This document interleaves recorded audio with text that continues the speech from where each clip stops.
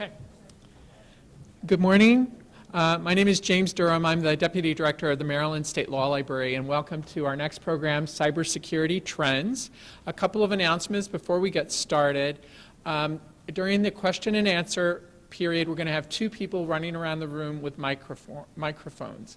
So just wave at us, and we'll come to you. You don't have to come to us. And the other thing is, after the program, lunch is going to be downstairs. The lunches are going to be next to the registration desk. Just gather your lunch and then take it on into Ballroom A, and then you can sit there, have your lunch during the afternoon or the lunchtime panel. We have two speakers today. The first one is Wendy Maines. She manages librarian relations for Thomson Reuters in Maryland, Virginia, West Virginia, hold on, the Carolinas, Georgia, and Florida. So she has quite an area. And then Joe Rosinski works with Thomson Reuters Legal, managing a team of technical client managers for the large law and government division. So I'm just going to go ahead and turn the program over to them so we can get as much information as possible. So Wendy and Joe.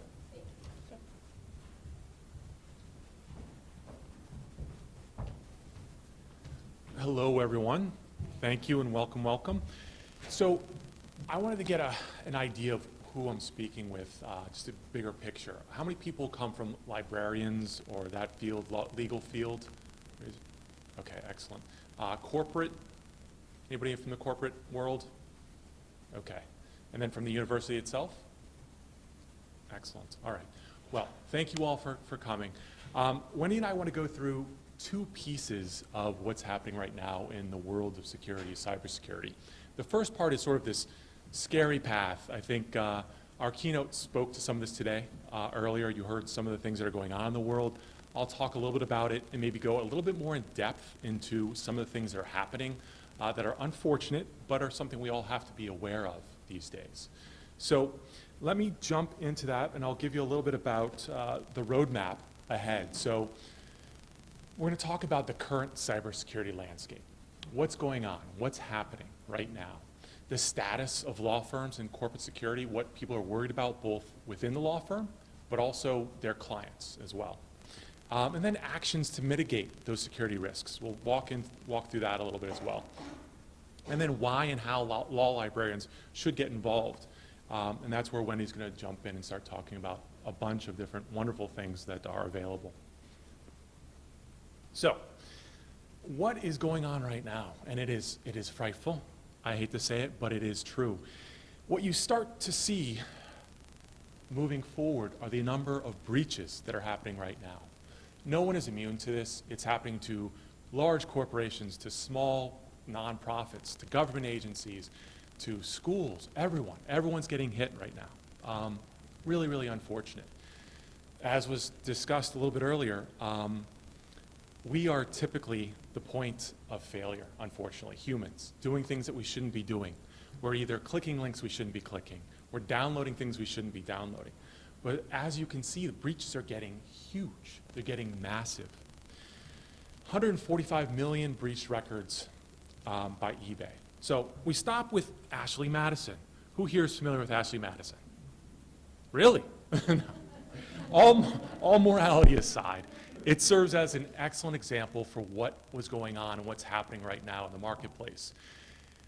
What happened was someone decided to break into Ashley Madison, whether there was something going on with their significant other or whatever the reason was, they broke in. What did they do? They pulled out a ton of information from that. They actually gathered 9.7 gigabytes of information. It was everything you could imagine. It's the full names, the passwords, the times people used it. They got their credit card information. So all that information they were able to pull out from that resource, and then they released it. They released it onto the dark web. So as you could see on this image on the right-hand side, the lower right-hand side of the screen, I think it's important to see what's happening today. So most of us work with the surface web all the time. That's your Google searches, your Wikipedia, your Bing searches as well. That makes up about 5% of the web. So it's really that surface level that people generally work with. The deep web is that second area that you're talking about in terms of academic information, sites that you might need to go into to login and password you might need to actually access it. So that's the deep web. The dark web was something that was created by the federal government. Our federal government created this to help people in foreign countries like Iran or North Korea share ideas. It was a safe place that they could go to. It was a place that no one knew their name, they couldn't track them, they couldn't trace them. So the idea was wonderful to help people exchange ideas. But like any technology, there's a positive and there's a negative that sometimes comes out of that. Right now, the dark web is a place where there's a ton of things happening. You may have heard of the Silk Road. The Silk Road was a place that you could buy and sell drugs. So you could go to this, and it was essentially like an eBay or an Amazon. You could buy whatever you want, you could sell whatever you wanted. People rate the individuals based on how how their stuff worked, as well as shipping, where they shipped on time. You could actually rate them. It's kind of frightening. So Silk Road was sunset, but there's been probably 5 or 6 other groups that have come along the way to do the same sort of thing. The dark web, you can buy and sell arms. That's where people go to buy the stolen credit card information. So if you have a whole host of credit cards that were stolen, you're actually able to go down there and you could buy and sell that. They talked about Bitcoin earlier, so the cryptocurrencies are the currencies that basically allow you to be anonymous when you're buying something or selling something. It's a fascinating technology. It's actually going to be continuing to grow over the next several years. There's other currencies out there now, cryptocurrencies, that are growing as well. And it's kind of fascinating. So you can keep going further and further down that path. Unfortunately, it gets really, really bad. One of the reasons I know about it is because Thomson Reuters has a special group that sort of focuses in on the dark web to help protect people in the United States and abroad. So I've had some experience with that. The key piece to this, and the reason why I bring up the dark web, is because most of the breaches that we hear about, this is where the information is released. So anything you see from a Target breach, from the most recent law firm breaches, most of that information is actually released onto the dark web first, because no one knows about it. No one knows who the individual was that actually released that information. Most news agencies have a drop box, so to speak, on that dark web that says, hey, Washington Post, hey, Baltimore Sun, drop your documents off that you've stolen or that you've gathered and release it to us. And then we'll pull it up, and then we can have our people search through it and then make something of it, make a story out of it. So that's how that's sort of exposed. Now, to get to it, it's rather interesting. It's just more general information, but to get to the dark web, you'd actually use Mozilla. There's a simple plugin that you would get. You download that plugin, and basically it creates a proxy for the most part, but not only to one location of proxy, basically saying, hey, I am logging into a computer in Baltimore, but I'm based in DC. It's jumping you around to at least 100 locations around the world. So it's very difficult to find that person. They use a .onion instead of .com, so it's the extension that they typically use for accessing that. So when we get to law firm and corporate security, there's 3 numbers I'd like to throw up. One is 97, 225, and 84. 97 is the percentage of law firms or corporate networks that have been compromised. Very high. It's kind of frightening, but these are the times, unfortunately. People are trying to get in any which way and every way that they can at this point. We'll talk about why in a second. 225 days before a firm or corporate network knows that it's actually been breached. So typically there's malware sitting on the network for 225 days before someone even knows that someone's in there and sending information back to their host. So they could be gathering all sorts of documents, client information, and sending that back to someone to hold on to or use later. We'll talk about how they do that in a second. And 84% of firms find out through a third party. They usually don't know themselves. It's very difficult to find these sorts of attacks. This was data that basically was gathered by a leading cybersecurity company based off of, I guess, 1,250 audits that they had done by going into corporations and firm networks, law firms. This is a rather interesting group that basically produces information every week about identity theft and breaches that are happening right now. So you can see the categories. There's the banking, there's business, educational. It tells you how many breaches happened last week, the number of records that were actually taken. So it's a really nice resource to refer to. It's the Identity Theft Resource Center. You should be able to find online pretty easily. So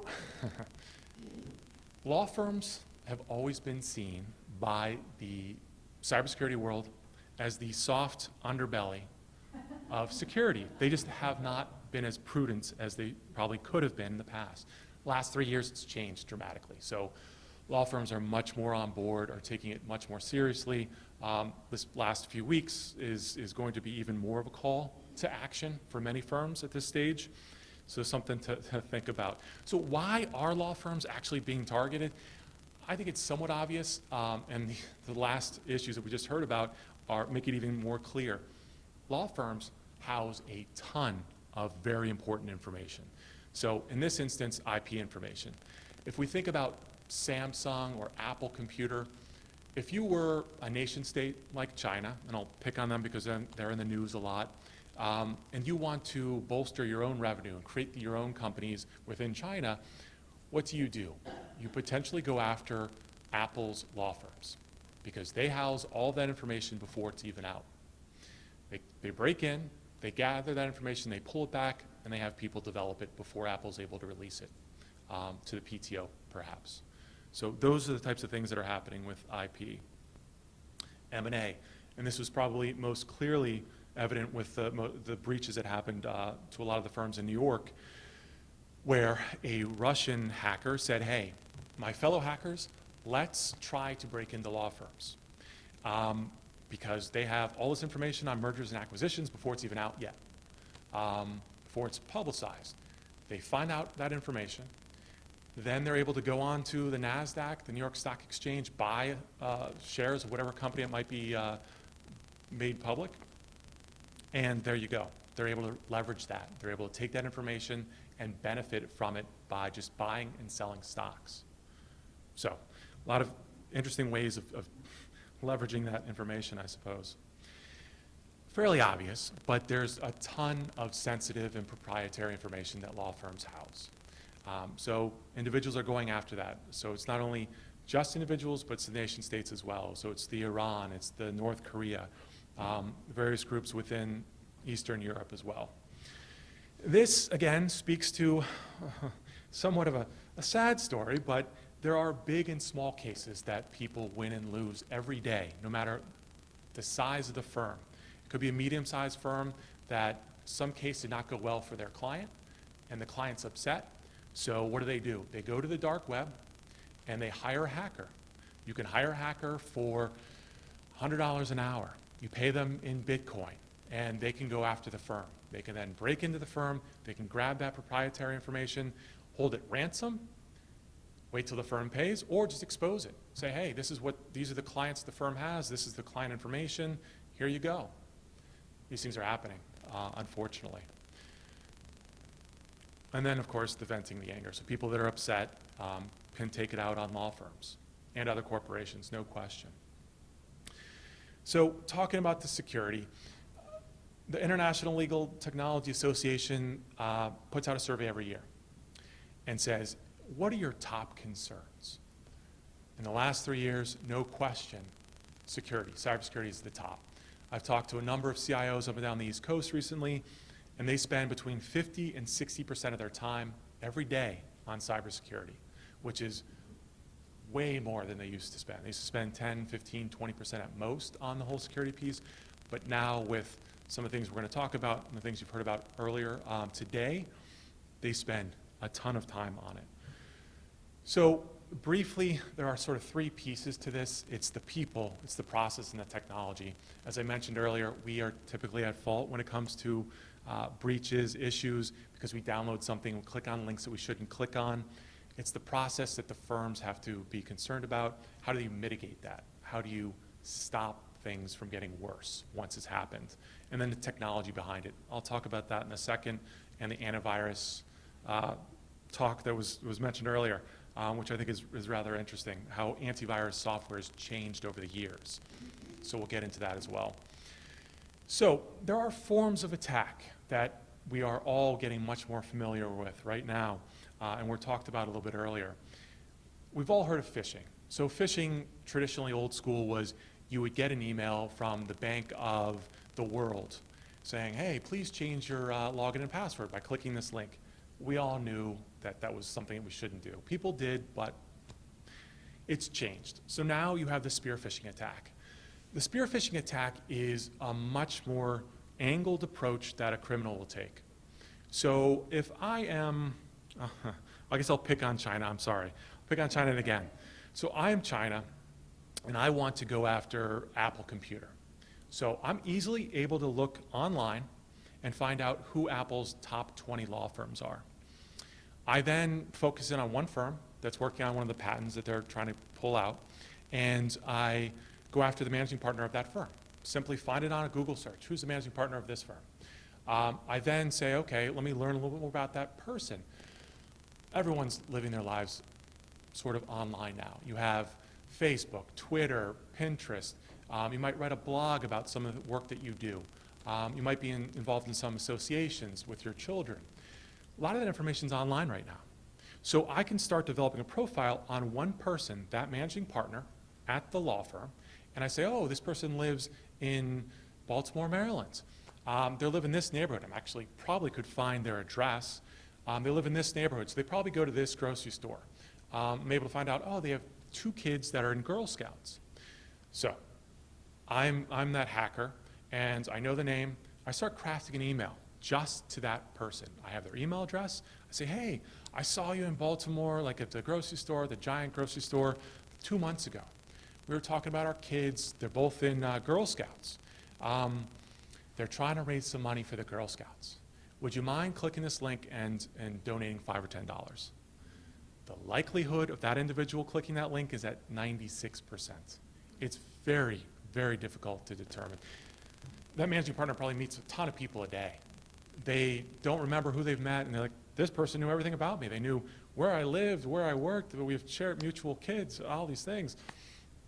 It makes it very difficult. So it's something we all have to be sort of concerned about. There are actually law firms and corporations that are internally testing their employees now.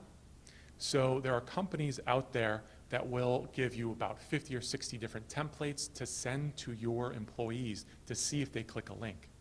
And then it's a whole training mechanism. So it gives people an idea, hey, you clicked on a link that you shouldn't have clicked on.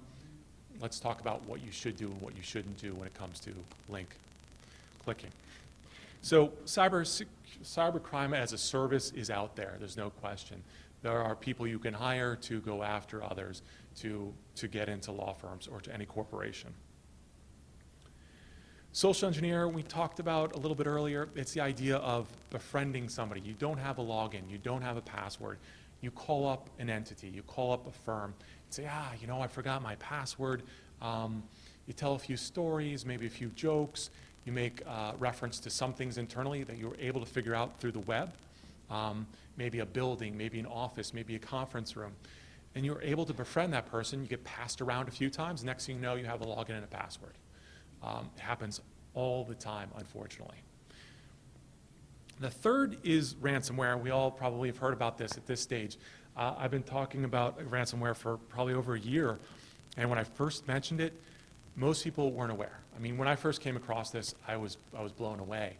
The issue that happened at the hospital in the DC area most recently was actually probably most enlightening for me in terms of a case study. They haven't released everything, but what we understand is that the hackers basically do a scan of all the computers you can imagine. So basically, they send out a bot into the web, and it looks for JBoss, which is basically a language that allows people to craft applications very easily inside an agency or inside a firm or inside a corporation. So you can actually create these applications very quickly. The problem is in 2007, there was an issue that was found with JBoss. So there's a patch that came out in 2007. This organization didn't patch it until they found out about their issue now. So they waited, unfortunately, it looks like 8 or 9 years before they were able to patch something. So as was mentioned earlier, patching is a huge deal. There are 2.1 million servers out there right now that could be potentially hit by ransomware because they have not patched their software yet. So it's a really big deal. And when it comes to ransomware, it's kind of fascinating because it would be that managing partner that would have potentially clicked that link that we talked about before in the spear phishing attack, and this would happen. So ultimately what it does is it would wipe your computer clean. It takes it down to a black screen with a prompt that says, hey, you've been encrypted. Your computer's been encrypted. You will not be able to get access to any of your pictures that you've taken. You can't get access to any of your client data. It's all taken away unless you pay us in Bitcoin, or you can back it up. Hopefully you backed up your computer. I've met with several firms who have encountered this over the last several months. One firm had to pay $10,000, unfortunately, because they didn't back up their computer. Another firm had somebody click the link. It was probably 5 o'clock in the day. They left for the day. Their computers do not shut down for another hour. So in that hour, it went out, it encrypted his computer, and then went out into the network and started encrypting all the different drives on the network. Fortunately, they had backed up everything, but that could have been a big problem for them. So really quickly, in the last few minutes, this is a really busy slide, and I apologize for that. The point of it is that there are 4 profiles, technically. So the group, where it says group, there's the hacktivists, there's the criminals, nation states, and I didn't put the terrorists in there, but that's another group that people believe are out there right now. The hacktivists are the group that want to change the world for a reason, right? They have something in their heart that they want to get out there and they want to change it, and they're doing all sorts of things to have that accomplished. The criminals typically are going after money, or they're trying to do harm to somebody. The nation states, every single reason you can imagine. Sometimes it's money, sometimes it's to upend another government, sometimes it's just to have more power, so to speak. So there's a ton of information in there. I'm happy to talk with people if you're more curious about that after this. So a last few points that I will mention. This is a bold statement. It's more of a grabber. So antivirus protection is almost pointless. This is something that I had heard about recently at a security conference. It is still very important. Everyone should still have it on your network, still on your home computers, but the difference is that it's becoming increasingly more difficult to have antivirus protection work.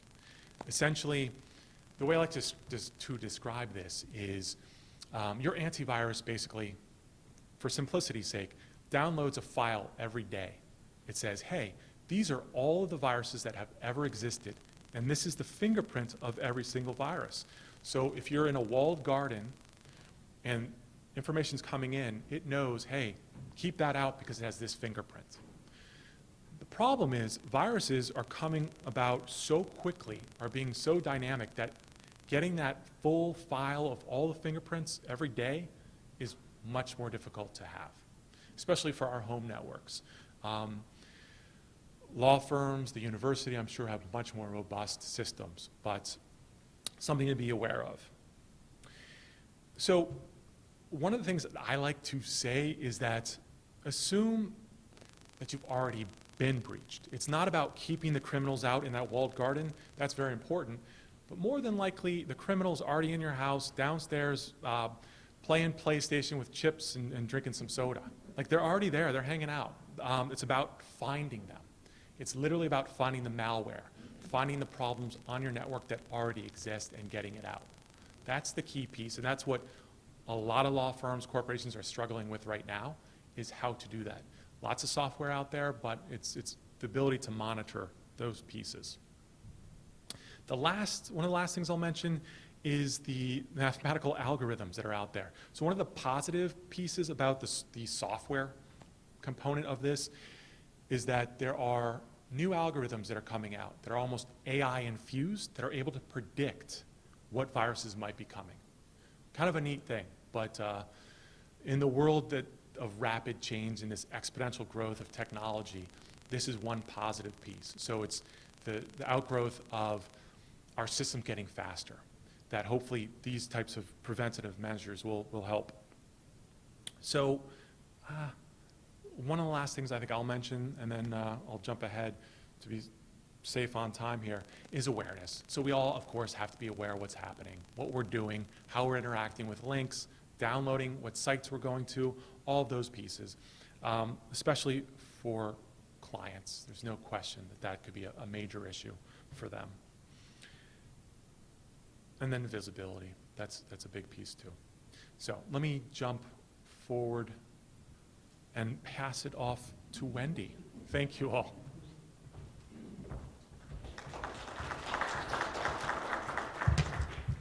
Thanks, Joe. Can you all hear me okay? Thank you. So our transition slide here is keep calm and ask your law librarian. And for those of you in the room that are not a law librarian, that is pretty much the audience to which I work with on a regular basis, and I know many of you are law librarians. And the reason that I say keep calm is because we are a pillar of calmness in our communities. We are a go-to resource if you have concerns. Today's concern of import is cybersecurity, and that is really no different for law librarians as well. So we're going to start talking about the safe path now, why and how law librarians should get involved. And even if you're not a law librarian, as our keynote mentioned, cybersecurity is everyone's concern. So all these points are going to be relevant to everyone. We're going to go through individually the whys and the hows. We've already discussed all day that security breaches have occurred everywhere.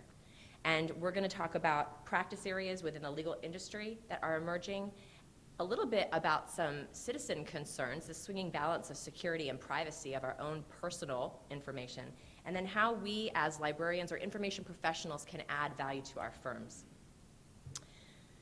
I don't want to beat a dead horse here, but in case you haven't picked up, this is the #1 concern, not only of organizations like law firms, but for their clients as well. So an FTI consulting survey shared that 55% of general counsel, your firm's clients, are indicating that data security was their top concern. And we've got a lot of statistics that can prove this, but we know that already. What is really kind of an eye-opener is that the failure to address cybersecurity concerns can lead to personal liability. And I have a case up here. It's a rather old case as far as case law goes, but this Caremark case indicates that a failure to act in the face of a known duty to act is a breach of the duty of loyalty. Now, this case applies to boards of directors, so let me break that down for you a little bit. You're aware of a concern, cybersecurity. You don't do anything about it yet. You're in that top tier of the drawing that we saw in the keynote. You know about it, but you choose not to do anything about it because it's kind of a pain.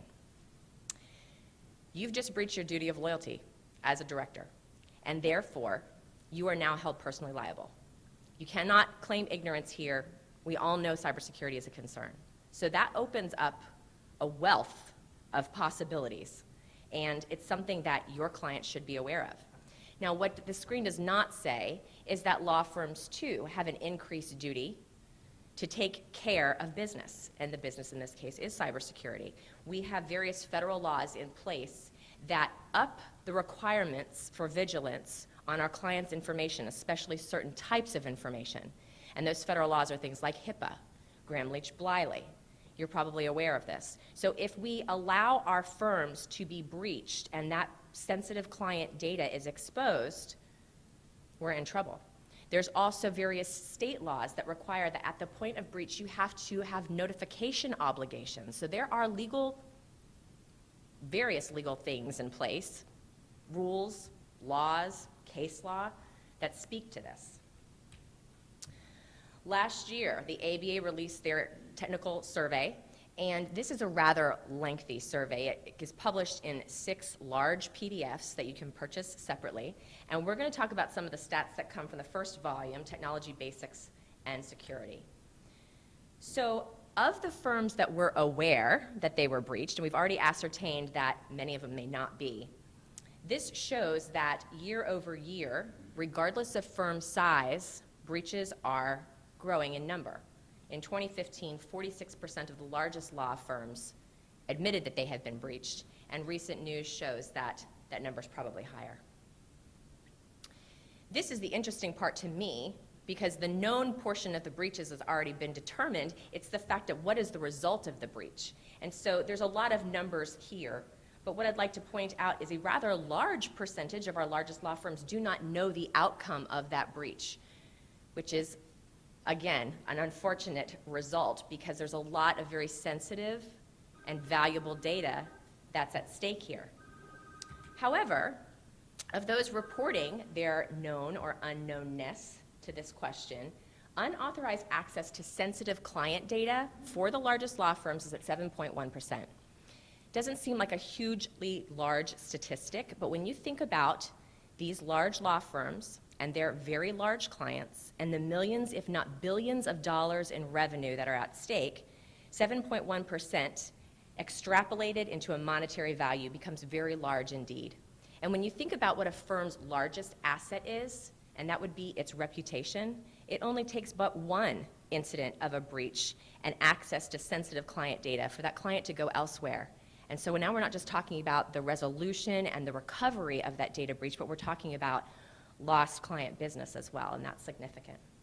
So you can start to see how the law librarian's role, and at least the knowledge of this state of affairs and the ability to be able to insert themselves at key points in helping the firm maintain its policies, becomes vital.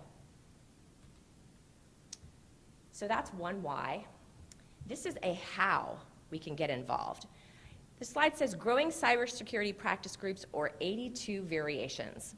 So I work for Thomson Reuters, and in preparing for this presentation, I went onto a Thomson Reuters platform, Westlaw, and we have this product called Profiler that lets you find out information about judges or other legal professionals like attorneys. So you can go to find an attorney, but you can also search by practice area. So I thought, why not? I'll just plug in cybersecurity and see what happens. Well, 82 things happened, because this is a growing practice area, and there are many, many firms that have practice groups in this area, but there is no normalized nomenclature on the topic. There are practice groups called cybercrime, or data breach, or data privacy and protection, and you get my gist. There were 82 of them. I actually did count. That's probably grown since I created this slide.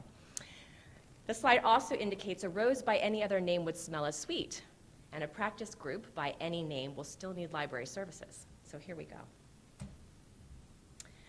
If you're going to support a growing practice area, you're going to need to know about the resources that are inherent to that practice area. This is also a busy slide, but I'm going to spend a little bit of time talking to you about it, and if you'd like a copy of this deck, we can get that for you. In a law firm, you need to know a little bit about the law. You don't have to be an attorney, but you need to be familiar with the area that are important for that particular practice group. So I've got two slides that talk about some key legal developments. Very quickly, the first one, as it pertains to cybersecurity, was back in February of 2013.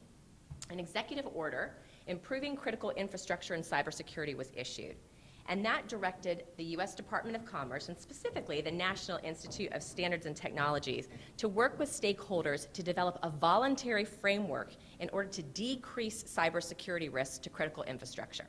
So there's a couple key words there. Voluntary is one of the main ones. But this was back in 2013, the first of its kind, that we are going to start moving forward into that good night towards cutting back and pushing back against these risks. Later that year, this particular act, Cyber Intelligence Sharing and Protection Act, passed in the House, but it stalled. And the reason it gets a blip on the timeline is to act as an indicator of several of these types of acts that had been popping up, some in the past, some after this one. It's an example, if you will, of these information sharing acts that just couldn't seem to make it through Congress. And there's some good reasons why. There was plenty of pushback among citizenry and corporations alike in these information sharing acts. And I've got a good website that I can point you to.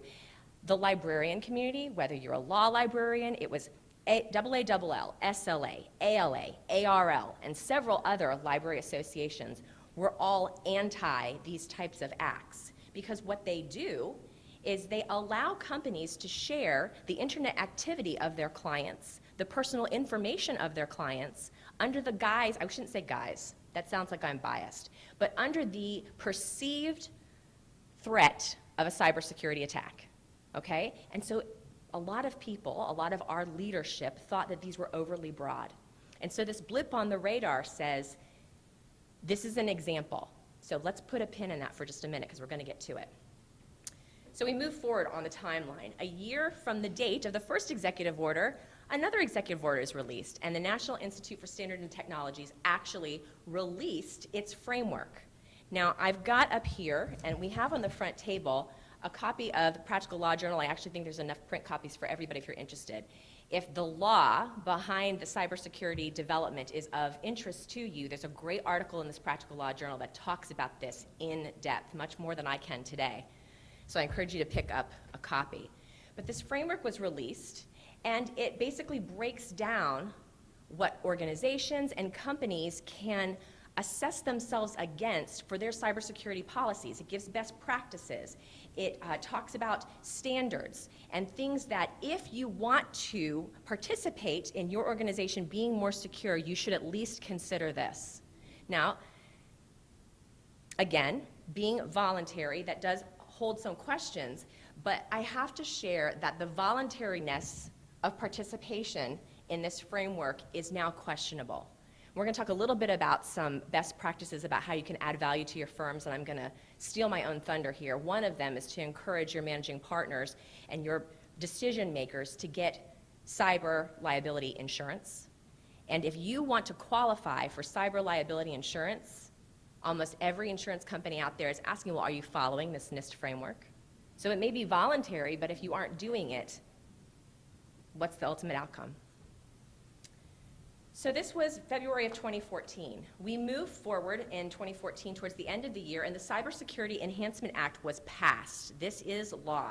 This codifies the NIST framework and also provides for its development and support. So we continue to move forward. Not only do we have the framework, but we have a little bit of support for it. Now we get a little bit closer to present day. Last year, October, the Cybersecurity Information Sharing Act passed the Senate. This is another one of these, what they've been called zombie acts, these information sharing acts that keep rising from the dead. They can't pass Congress, but they keep coming up under some different name. And I've got some things highlighted here. It was supposed to enhance information sharing between companies and the government for these cybersecurity threats. But it also provides extensive protections from these companies for those liabilities that our federal laws have put in place. If you don't protect this information, you will be held liable.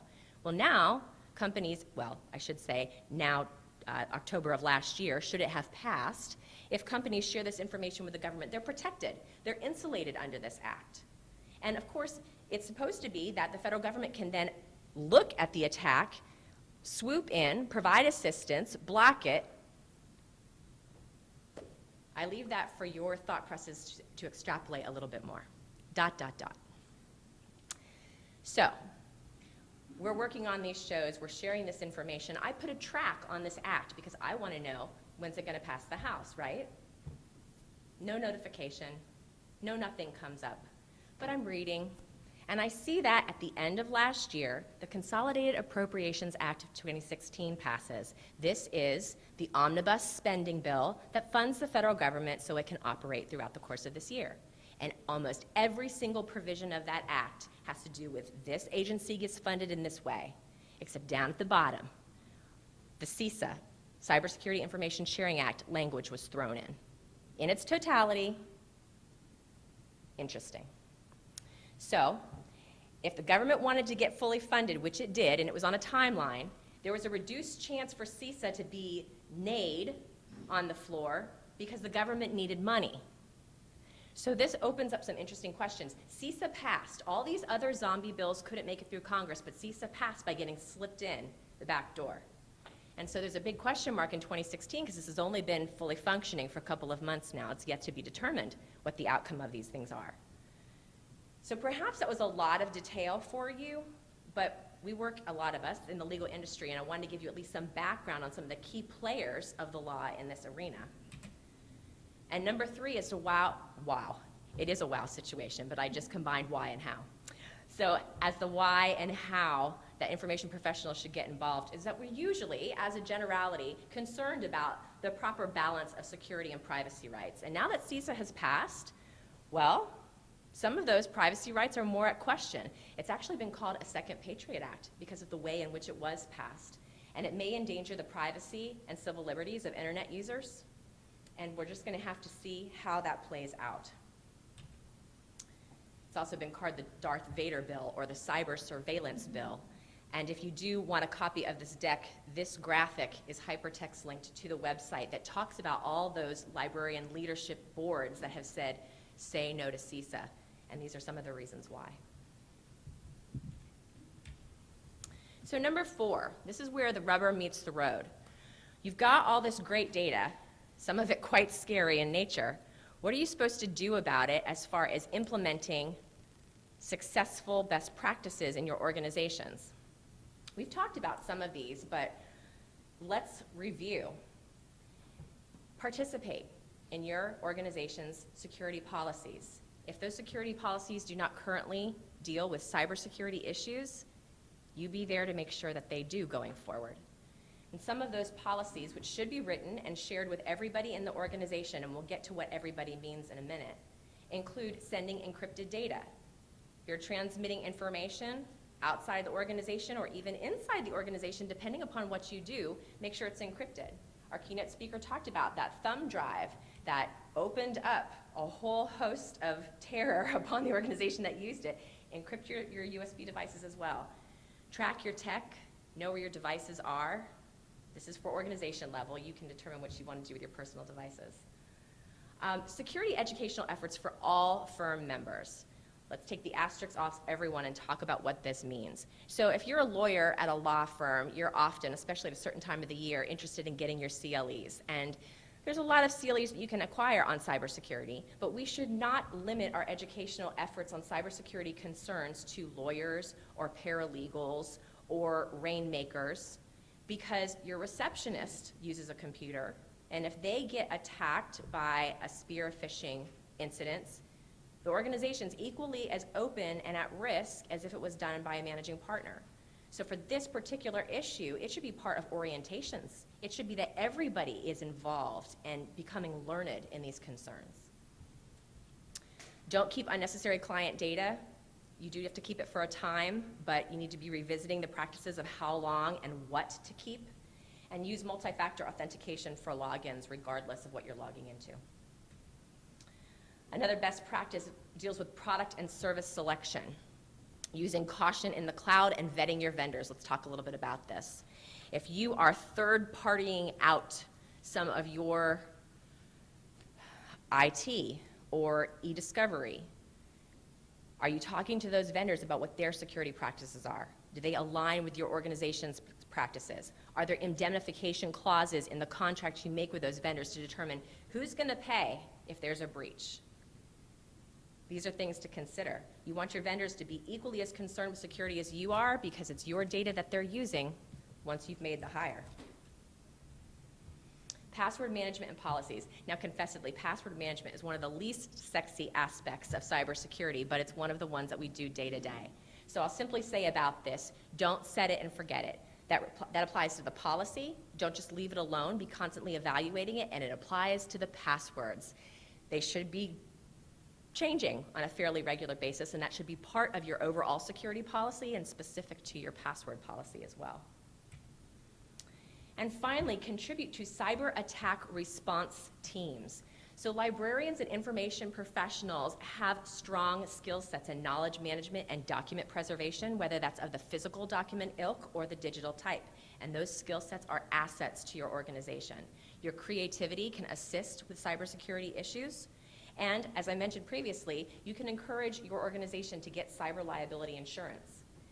Finally, you should create a data breach response plan, to mitigate damages, because as Joe alluded, it's not a matter of if, but when you're going to be breached. And so there should be a plan in place as what you're going to do at that time. Now, if that all seems a little daunting, those are 4 best practices. Thomson Reuters just happens to have something that could help you with your data breach response plan creation. And Practical Law, the publication of this journal that's up here, it's one of those resources. Now, I have to tell a little story here very quickly. I was preparing for this, and I'm a librarian, and I like to do research, so I was doing a lot of it. But I wasn't using this. And I spent a lot of time finding great articles, because confessedly, cybersecurity was not my thing. I had to learn about it as I was making my way up this ladder to speak to you today. But when I went to Practical Law and I typed in cybersecurity, there's a whole bunch of stuff there, including legal updates and toolkits. And if you didn't know anything about cybersecurity, number one, you will after today. And number two, if you go to Practical Law, it can get you going on that road. If you want to help your organization create policies and plans and procedures, this is the place that you can start. So very quickly, an example, a privacy and data security toolkit that includes a practice note on cyber insurance and how do you insure for a data breach risk, a complete checklist for how you respond in the event of a data breach. You do not have to start from scratch. And there's an actual requirements chart. I mentioned earlier that the various states require that in the event of a breach, you've got obligations to notify. And so it breaks down by jurisdiction what those obligations are and when. Basics. What is a cyber attack? I could have started here. Next time I will. And risk factor clauses that you can write for your clients as well. So this is the journal that I mentioned. There are copies available. And I also wanted to allude that since many of us may be from the Baltimore area, later on this year, there's another summit coming up, 2 days, all about security for the legal environment that you might want to be aware of. So at this time, I think we've kept ourselves to our time frame, and we can open it up for questions. Thank you.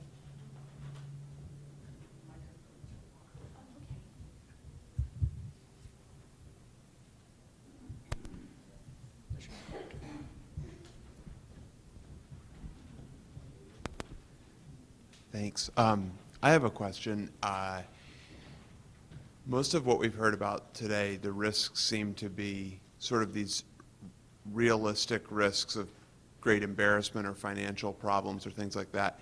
One of the questions that a group I've been working with has been dealing with is about sort of more theoretical ethics risks, about lawyers having client communications, and this is in poverty law where the stakes are not as high for like the big headline type of things, but the question that we're dealing with is what safeguards have to be in place to ethically protect the lawyers from, say, blowing the privilege and things like that. And I'm just curious, obviously that's a little different focus. It's kind of the same question but from a different angle.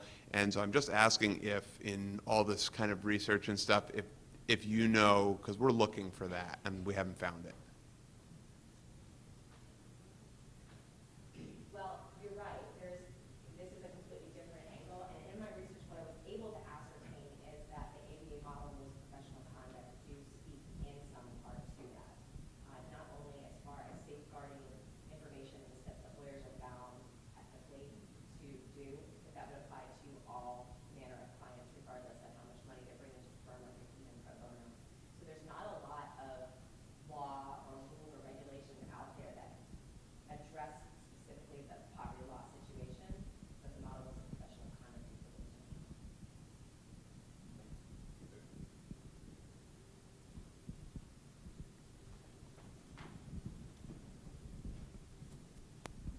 Hi. This question is for Joe, I believe. So you spoke about spear phishing. I was wondering, in your experience, I get lots of emails from vendors talking about surveys, customer satisfaction surveys are based on what you've used. Do you know, are those surveys used in spear phishing attacks? You know, if Thomson Reuters were sending me, like, you use our product, do this survey, I'm like, should I be concerned if I see a logo at the bottom, or can I keep on clicking those and getting gift cards or whatever?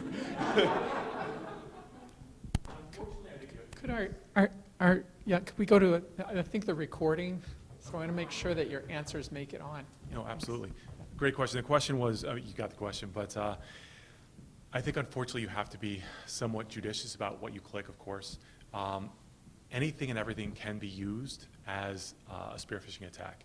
I know, geez, probably 10 or 15 years ago, I was doing like a party for a group of people, and just for fun, this is before any of this stuff happened, I crafted, basically you're able to take the image or the coding from a website and put it into an email, and you send it out, and it looks just like what you would think would be something that was legitimate.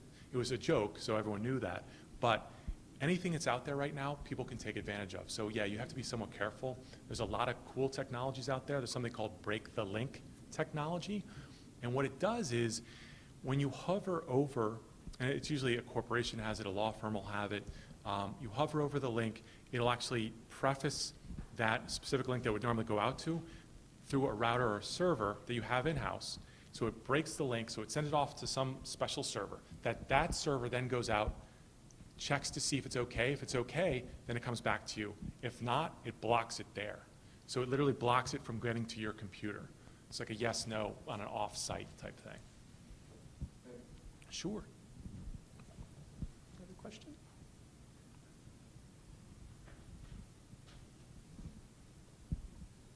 I guess that's it. All right. Well, at 12:30, we're going to begin our lunchtime program, and the lunches are downstairs next to the reception desk, so please go help yourself to lunch, and we'll see you at 12:30 at the next program. Thank you. Thank you all.